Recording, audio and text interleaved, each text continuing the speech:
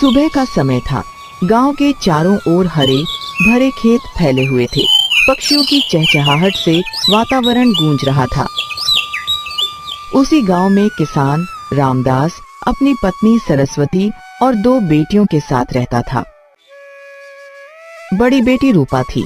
वह बहुत सुंदर थी। गोरा रंग, बड़ी बड़ी आंखें और लंबे काले बाल। गांव के लोग जब भी उसे देखते उसकी सुंदरता की तारीफ करते। छोटी बेटी गौरी थी।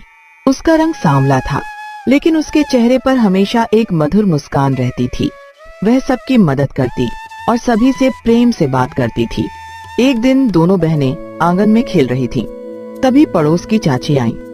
अरे सरस्वती, तुम्हारी रूपा तो सचमुच किसी राजकुमारी जैसी लगती है। रूपा मुस्कुराई और गर्व से सिर ऊंचा कर लिया।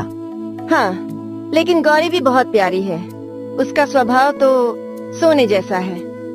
रूपा तुरंत बोली, स्वभाव से क्या होता है, लोग पहले चेहरा देखते हैं। गौरी चुप हो गई। सरस्वती ने समझाया, बेटी, इंसान की पहचान उसके कर्मों से होती है, रूप से नहीं। माँ, दुनिया सुंदर लोगों को ही पसंद करती है। रामदास सब सुन रहा था। उसने गंभीर स्वर में कहा, समय सबसे बड़ा शिक्षक होता है रूपा, एक दिन तुम समझ जाओगी।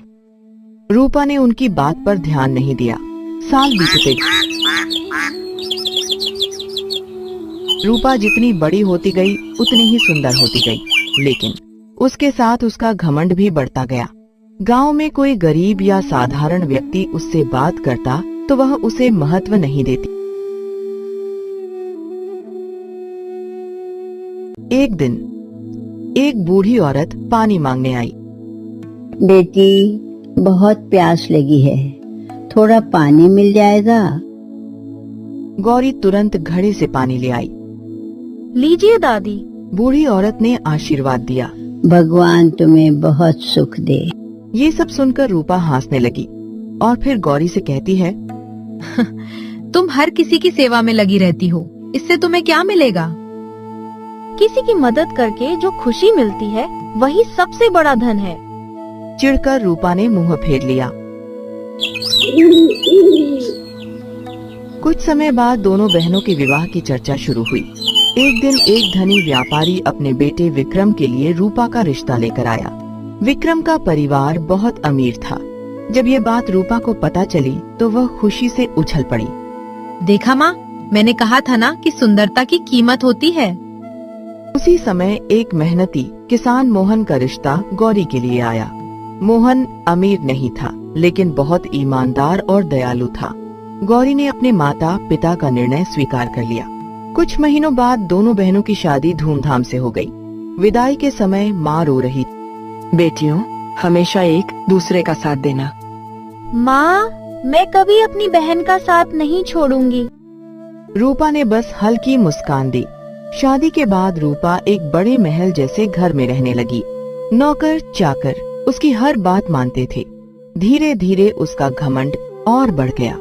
दूसरी ओर गौरी अपने पति मोहन के साथ छोटे से घर में रहती थी। दोनों सुबह से शाम तक मेहनत करते, लेकिन उनके घर में प्रेम, सम्मान और संतोष था। एक दिन रूपा अपनी बहन से मिलने आई। महंगे कपड़े और गहने पहनकर उसने चारों ओर देखा। तुम इस छोटे से घर में कैसे रहती हो? जहाँ प्यार हो वही सबसे बड़ा महल होता है। ये बातें गरीब लोग खुद को समझाने के लिए कहते हैं। मोहन चुपचाप मुस्कुरा दिया। गौरी ने विषय बदल दिया, क्योंकि वह झगड़ा नहीं चाहती थी। शादी के लगभग 5 वर्ष बीत चुके थे। रूपा अपने आलीशान घर में रहती थी। उसके पति विक्रम का व्यापार लगातार बढ़ रहा था। शहर में उनकी गिनती बड़े व्यापारियों में होने लगी थी। एक शाम विक्रम घर लौटा। उसके चेहरे पर चिंता साफ दिखाई दे रही थी। क्या बात है, आज आप इतने परेशान क्यों हैं? कुछ व्यापारिक सौदे ठीक नहीं चले, थोड़ा नुकसान हुआ है। इतनी सी बात, हमारे पास इतना धन है कि 7 पीढ़ियां बैठकर खा सकती हैं। विक्रम ने गंभीर होकर कहा। धन हमेशा नहीं रहता रूपा, समझदारी और अच्छे रिश्ते भी जरूरी होते हैं। लेकिन रूपा ने उनकी बात को महत्व नहीं दिया। अगले कुछ महीनों में हालात तेजी से बदलने लगे। एक साझेदार ने धोखा दे दिया। माल से भरे कई ट्रक दुर्घटना का शिकार हो गए। कुछ बड़े ग्राहक भी व्यापार छोड़कर चले गए। धीरे धीरे नुकसान बढ़ता गया। एक दिन विक्रम ने घर आकर कहा, हमें कुछ जमीन बेचनी पड़ेगी। क्या? हमारी जमीन? हाँ, इसके अलावा कोई रास्ता नहीं है। रूपा पहली बार डर गई। जिस धन पर उसे घमंड था वह धीरे धीरे हाथ से निकल रहा था। जब तक रूपा अमीर थी उसके घर मेहमानों की भीड़ लगी रहती थी, लेकिन जैसे ही आर्थिक स्थिति कमजोर हुई लोग दूर होने लगे। जो लोग पहले उसकी तारीफ करते नहीं थकते थे वे अब फोन तक नहीं उठाते थे। एक दिन रूपा उदास बैठी थी। क्या लोग इतने जल्दी बदल जाते हैं? लोग नहीं, परिस्थितियां लोगों का असली चेहरा दिखाती। रूपा चुप हो गई। उसे अपने माता पिता की बातें याद आने लगी। उधर गौरी और मोहन मेहनत कर रहे थे। उनकी खेती अच्छी चल रही थी। उन्होंने धीरे धीरे अपनी स्थिति बेहतर बना ली थी। लेकिन सबसे बड़ी बात ये थी कि उनके घर में प्रेम और सम्मान था। एक दिन गांव के एक व्यक्ति ने गौरी से कहा, सुना है तुम्हारी बहन के घर मुश्किलें चल रही हैं। गौरी परेशान हो गई। भगवान सब ठीक करें। कुछ महीनों बाद हालात और खराब हो गए। विक्रम को अपना बड़ा घर भी छोड़ना पड़ा। रूपा पूरी तरह टूट चुकी थी। एक रात उसने कहा, अब क्या होगा? मुझे नहीं पता। काफी देर चुप रहने के बाद विक्रम बोला, अगर चाहो तो अपनी बहन गौरी से मिल लो। मैं उसके सामने कैसे जाऊंगी? सच्चे रिश्ते अपमान नहीं गिनते। रूपा की आंखें झुक गईं। उसे याद आने लगा कि उसने कितनी बार गौरी का मजाक उड़ाया था। अगली सुबह रूपा गौरी के घर पहुंची। दरवाजे पर पहुंचते ही उसके कदम रुक गए। दिल तेजी से धड़क रहा था। तभी गौरी बाहर आई। कुछ क्षण दोनों एक दूसरे को देखती रही। फिर गौरी दौड़कर आई और उसने अपनी बहन को गले लगा लिया। दीदी, रूपा की आंखों से आंसू बहने लगे। मैं तुम्हारे लायक नहीं हूँ गौरी। ऐसा मत कहो, तुम मेरी बड़ी बहन हो। मैंने हमेशा तुम्हारा अपमान किया।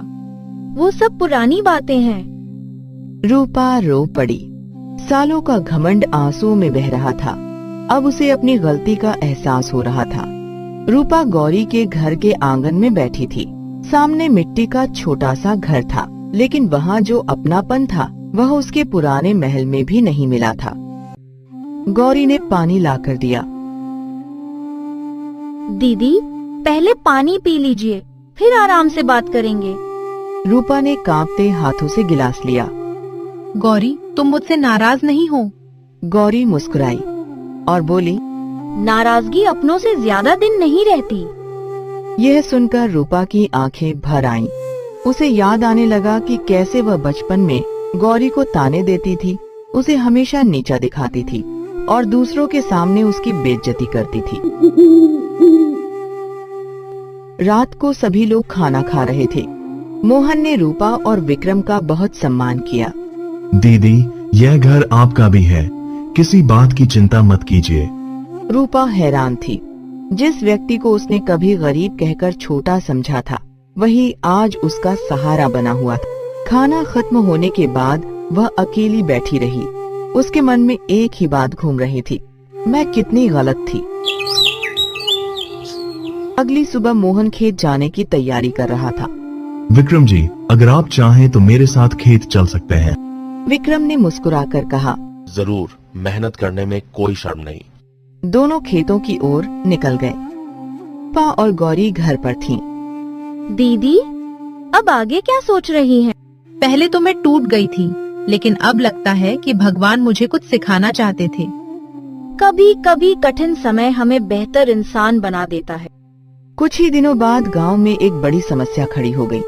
बारिश नहीं हुई, तालाब सूखने लगे, खेतों में दरारें पड़ गईं। गांव वाले चिंतित हो गए। एक दिन पंचायत बुलाई गई। अगर जल्द बारिश नहीं हुई तो फसल बर्बाद हो जाएगी। सभी लोग परेशान थे। तभी मोहन बोला, हमें पुराने सूखे कुएं को फिर से तैयार करना चाहिए। कुछ लोग हंस पड़े। इतना बड़ा काम कैसे होगा? तभी विक्रम खड़ा हुआ। अगर सभी मिलकर काम करें तो कुछ भी असंभव नहीं। गांव वालों ने पहली बार विक्रम को इतने विनम्र रूप में देखा।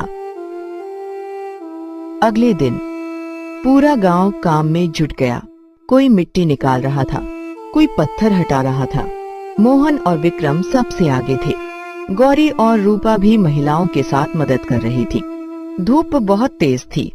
रूपा के हाथों में छाले पड़ गए। वह थककर बैठ गई। गौरी उसके पास आई। दीदी, आप ठीक हैं?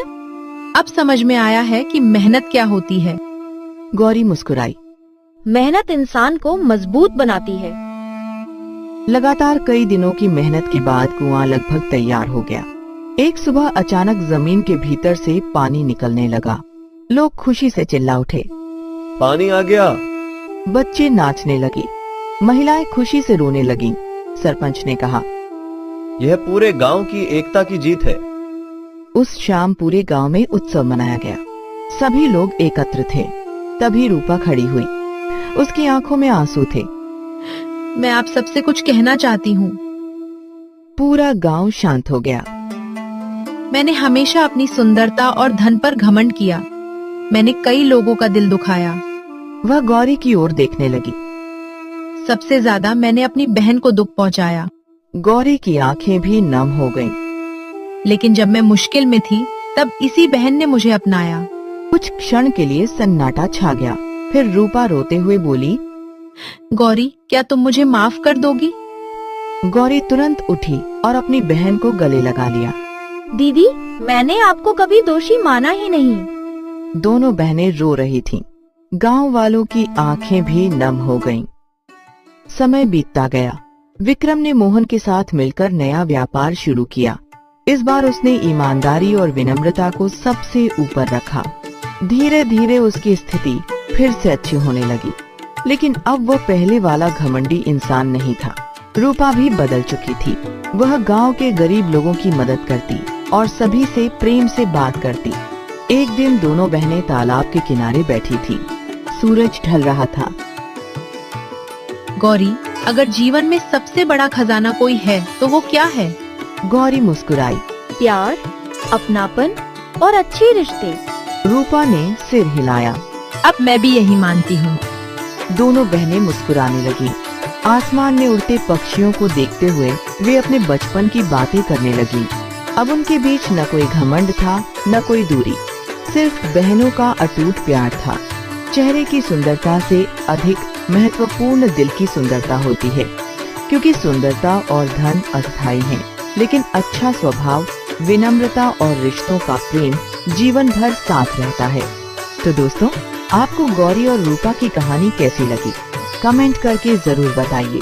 और ऐसी ही दिल छू लेने वाली प्रेरणादायक कहानियों के लिए चैनल को लाइक, शेयर और सब्सक्राइब करना मत भूलिए।